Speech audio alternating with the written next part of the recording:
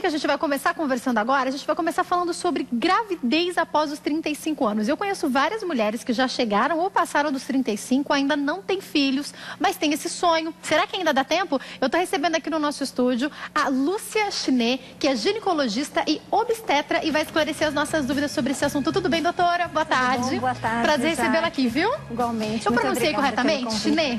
Sim. Prazer recebê-la aqui. A gente vai falar sobre esse assunto tão importante.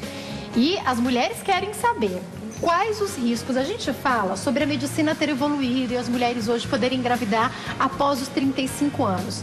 De fato, isso é possível ou a fertilidade da mulher diminui muito após os 35 anos? Explica isso pra gente, doutora.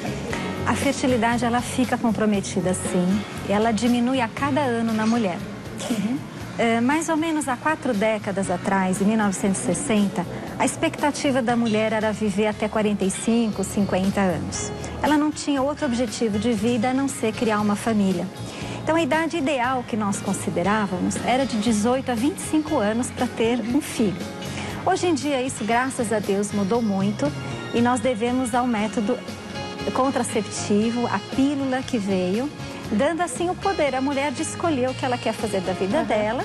E, obviamente, o sexo hoje é um pouco mais livre e existe a possibilidade de se ter múltiplos parceiros antes de se formar família. Então, além da fertilidade cair, o maior risco, a maior preocupação da classe médica, nós ginecologistas, é a infecção.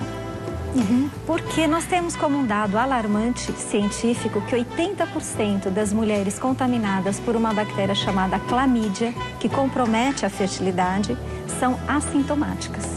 Não sentem absolutamente nada. Não tem corrimento, não tem ardor, não tem nenhum sintoma. Então, esse é o dado alarmante. Então, de repente, ela pode ter esperado, e daí quando ela vai descobrir por que ela não está engravidando depois dos 35 anos, ela pode ter, por exemplo, essa infecção, é isso? Sim, e a clamídia, ela compromete a fertilidade porque ela diminui a motilidade da trompa uterina. Ou seja, o transporte do óvulo é comprometido e ela não engravida. Né? Então... Por que isso acontece? Por que ela se desenvolve, essa infecção? Ela se desenvolve pela presença da clamídia. Então, o que nós aconselhamos? Primeiro, faça sexo, porque sexo é bom, mas faça com prevenção, usando preservativo. E segundo, frequente o seu ginecologista. É muito importante fazer os exames. A partir do momento que a vida sexual se inicia. É importante procurar. É importantíssimo fazer não só o Papa Nicolau, mas hoje em dia nós temos um exame recente no nosso país, 1 a 2 anos chegou no Brasil, o exame em citologia líquida. Aonde se faz pesquisa específica para cada bactéria. E se a paciente informar o ginecologista, eu desejo engravidar, então vai se pedir alguns exames específicos, sobretudo esse para clamídia. Né? Então, esse é uma informação que eu acredito bastante importante.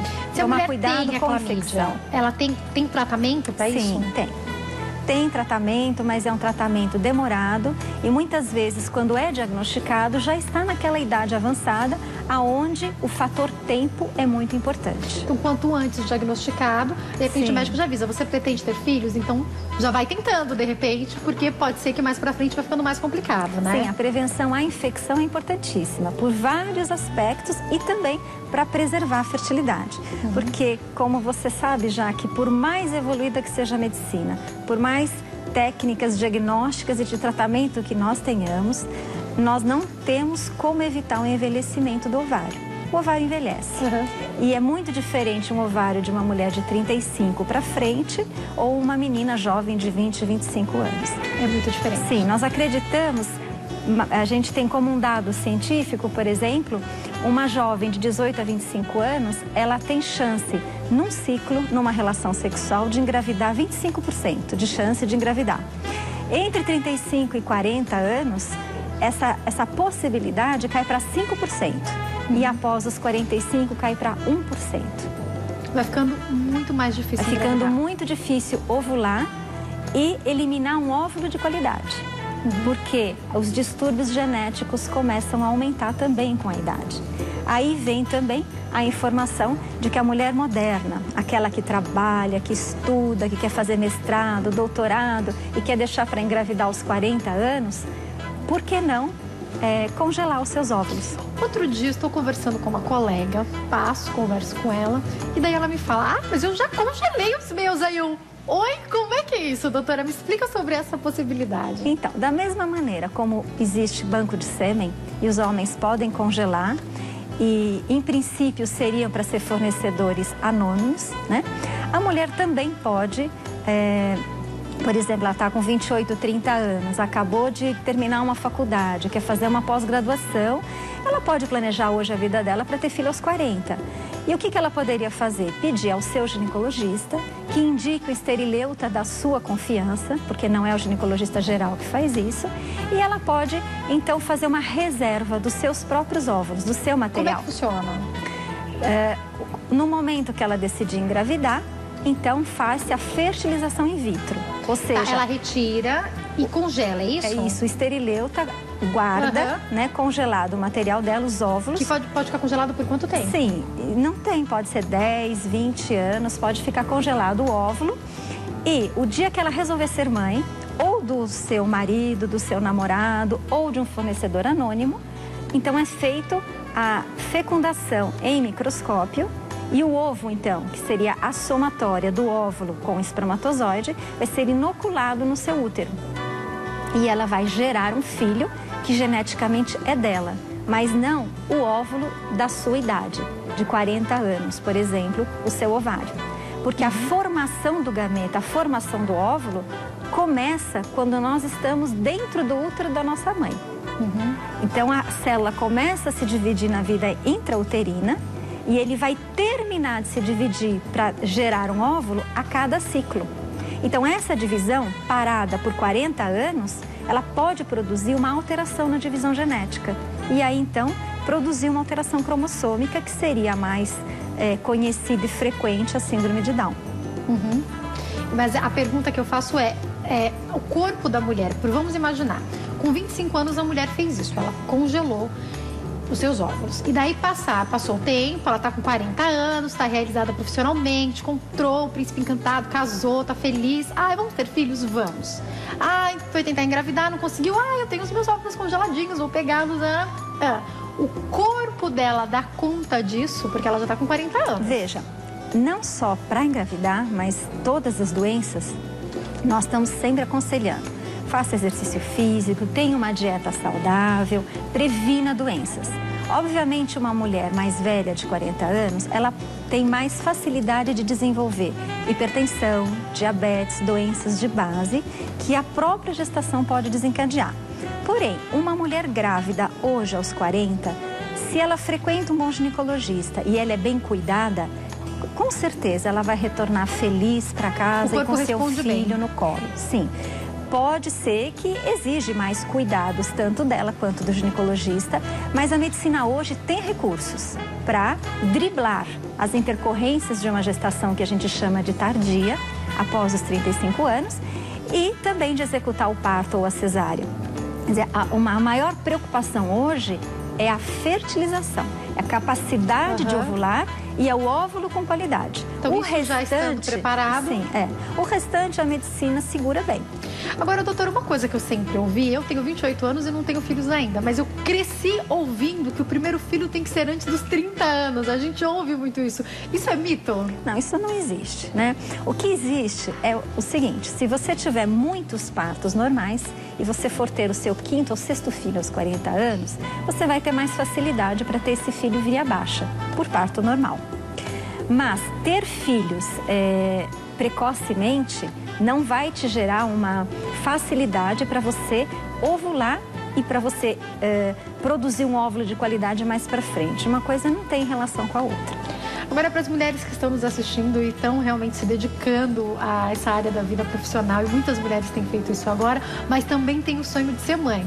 A gente, com essa conversa, traz esperança para muitas mulheres. Sem dúvida. O primeiro passo é, então, se cuidar. A senhora falou sobre isso, eu queria que a senhora falasse mais, porque eu acho que é muito importante.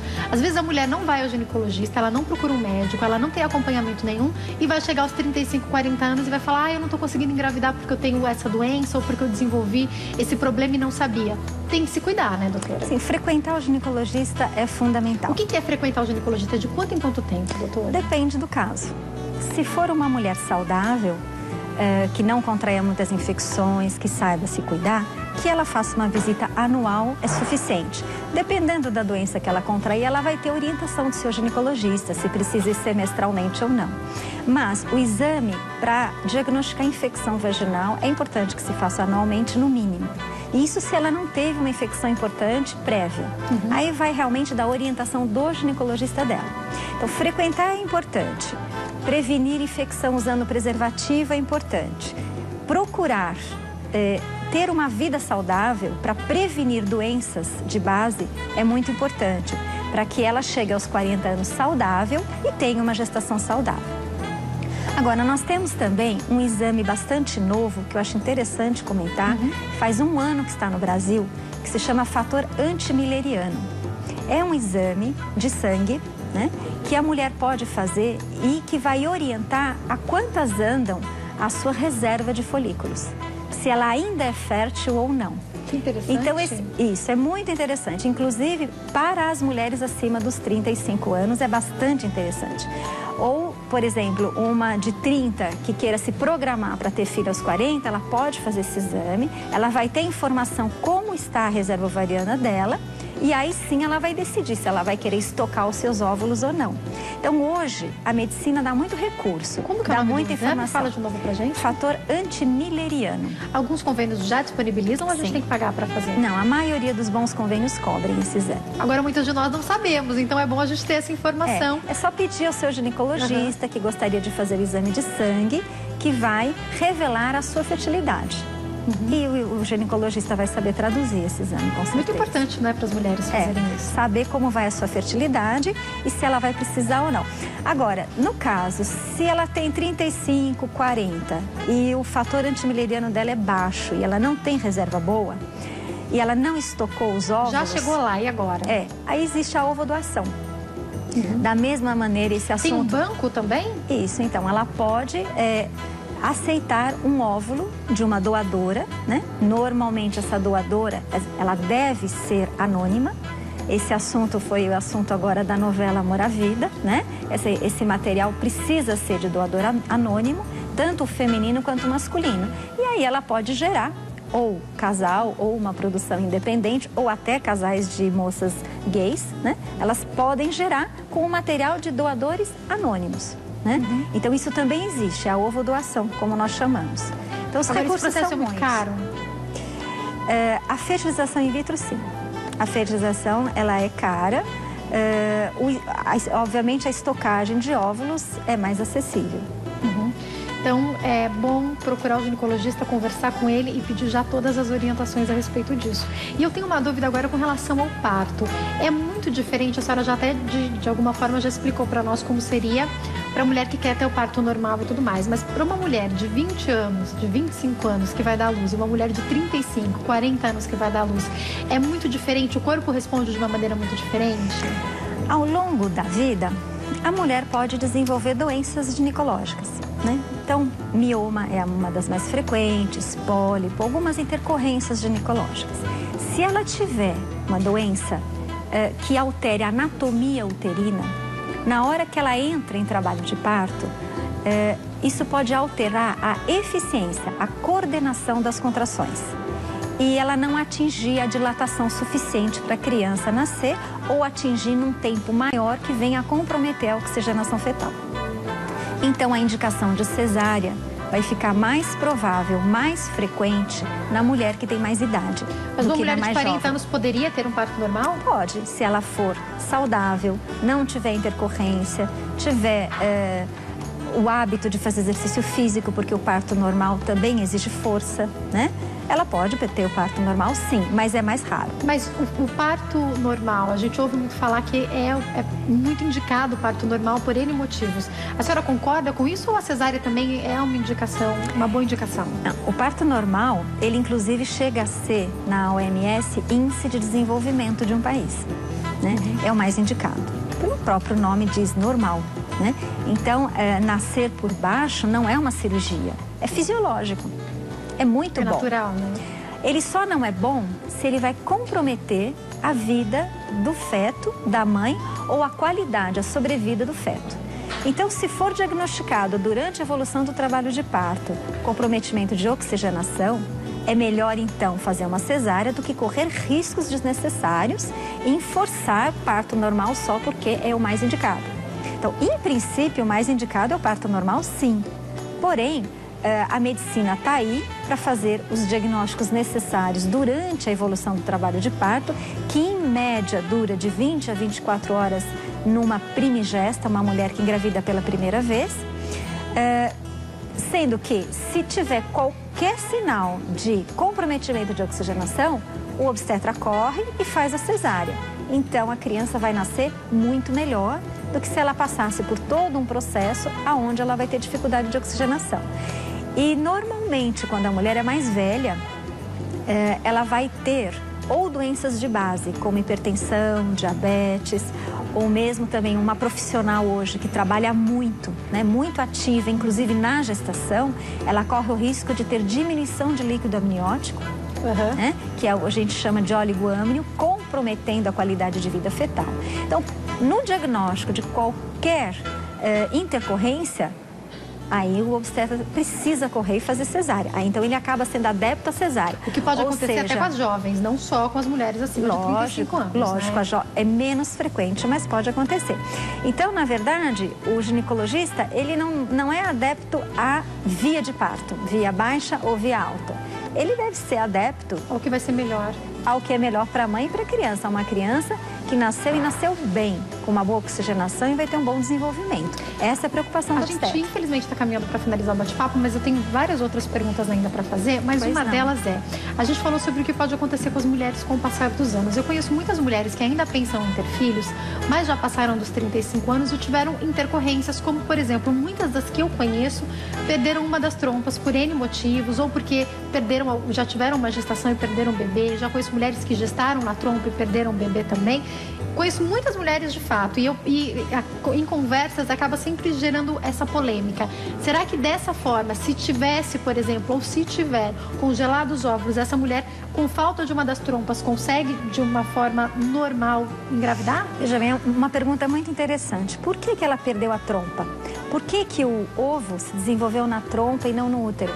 Porque essa trompa deixou de ter a motilidade natural. E por que ela deixou de ter a motilidade natural? Porque ela contraiu infecção, provavelmente por clamídia. Aí a gente volta ao primeiro assunto da nossa entrevista. Ou seja, a infecção, por ela ter tido uma vida sexual com vários parceiros, levou ela a ter infecção. E a infecção é que comprometeu a fertilidade dela, que levou a ter uma gravidez na trompa, que levou a perder a trompa. Né? Então, aí vai de novo o aviso. Cuidado com a infecção. Né? Agora, a sua pergunta... Dá para gerar? Dá para ter um bebê? Sim, se você tem a outra trompa, você pode gerar normalmente. O ovo passa pela outra trompa, ele é transportado pela tua trompa, a fecundação é feita na trompa e o ovo se nida no útero. Isso faz tudo perfeito, ele fez duas, né? Infelizmente a gente tem que encerrar, mas foi um prazer recebê-la aqui. As mulheres que estão nos assistindo, e eu conheço muitas mulheres, doutora, eu tenho já que encerrar, eu sei, produção, mas é que eu conheço muitas mulheres que já passaram dos 35 anos e que deixaram para depois engravidar, e agora olha e fala, mas eu queria tanto, se eu pudesse voltar no tempo, calma. Mesmo aquelas que não fizeram o congelamento do seu óvulo, ainda tem chance, podem sim engravidar, né? O primeiro passo é procurar um ginecologista, isso, né? É um pouco mais complicadinho, mas com certeza consegue e vai também, chegar né? em casa muito feliz com seu filho no colo. Doutora, é prazer recebê-la aqui, viu? Muito obrigada. Eu que agradeço o convite. Tem um blog, né? Que é o blog da doutora Lúcia Chinet. Tá escrito aí direitinho para vocês como se escreve o sobrenome dela, tá? E tem o telefone também do consultório, 0 operadora 11 5562 8086 e 5562 8159. Doutora, mais uma vez, muito obrigada, viu? Prazer foi meu, Uma ótima tarde. Prazer imenso recebê-la.